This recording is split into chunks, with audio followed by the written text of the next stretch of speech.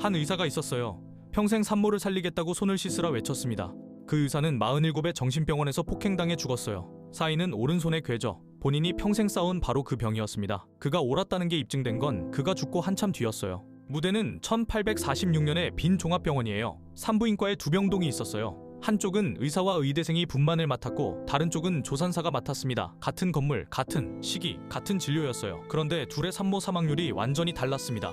의사병동의 산모 사망률은 18%, 조산사병동은 2%, 거의 9배 차이였어요. 사인은 둘 다 산용열, 출산 후에 폐혈증이었습니다. 산모들은 의사병동에 배정되면 무릎 꿇고 빌었어요. 차라리 길거리에서 낳겠다고요. 그만큼 모두가 알고 있던 사실이었습니다. 그런데 아무도 원인을 몰랐어요. 당시 의학은 미아즈마, 그러니까 나쁜 공기가 병을 일으킨다고 믿었습니다. 세균이라는 개념이 발견되기 전이었어요. 의사들은 환기를 시키고 향을 피웠지만 의사병동의 산모들은 계속 죽었습니다. 1847년 봄, 결정적인 사건이 일어납니다. 동료 의사 콜레치카가 시신을 해부하던 중 학생의 메스에 손가락을 찔렸어요. 며칠 후 그는 죽습니다. 부검을 해보니 산용열로 죽은 산모들과 똑같은 증상이었어요. 그 순간 제멜바이스는 깨달았습니다. 의사와 의대생은 매일 아침 부검부터 합니다. 시신을 만진 그 손으로 바로 분만실로 가서 산모를 받았어요.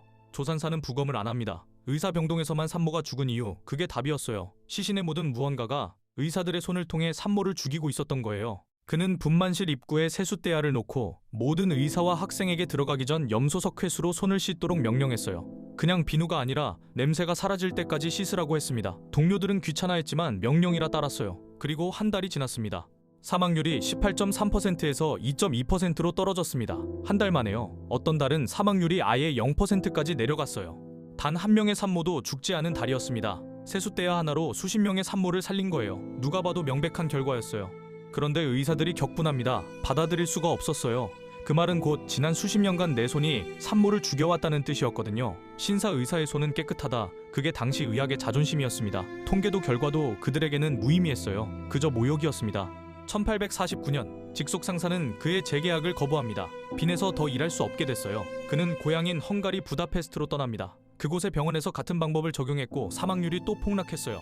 그러나 빈과 유럽 의학계는 계속 그를 무시했습니다. 1861년 그는 책을 한 권 출판합니다. 산용열의 원인과 예방을 정리한 책이었어요. 그리고 자신의 이론을 거부한 의사들에게 공개 서한을 보냈습니다. 당신은 살인자다. 역사가 당신을 단죄할 것이다. 점점 격해졌어요. 인정받지 못한 분노가 그를 무너뜨리기 시작했습니다. 그는 점점 무너집니다. 술을 마시고 사람들 앞에서 갑자기 화를 내고 잠을 못 잤어요. 그가 옳다는 걸 본인은 알고 있었어요. 그런데 세상은 듣지 않았습니다.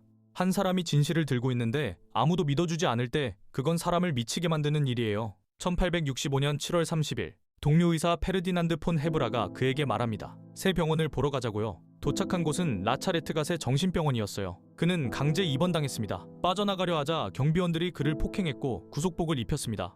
입원 2주 만에 그는 죽습니다. 1865년 8월 13일 47이었어요. 사인은 오른손에 궤저성 감염이었습니다. 폭행 중 다친 손이 골갔고 그 감염이 온몸으로 퍼졌어요. 산용열과 같은 종류의 폐혈증, 평생 손 씻으라고 외친 그가 더러운 손의 감염으로 죽은 거예요. 그가 죽고 약 20년 뒤 파스테르와 코흐의 세균설이 세상을 바꿉니다. 그의 이론이 완전히 옳았다는 게 입증된 거예요. 후세 심리학자들은 새로운 증거를 본능적으로 거부하는 현상에 그의 이름을 붙였습니다. 제멜바이스 반사, 옳은 말을 했다는 이유로 미친 사람 취급을 받고 자신이 싸운 병으로 죽은 한 의사를 기억하는 방식이에요.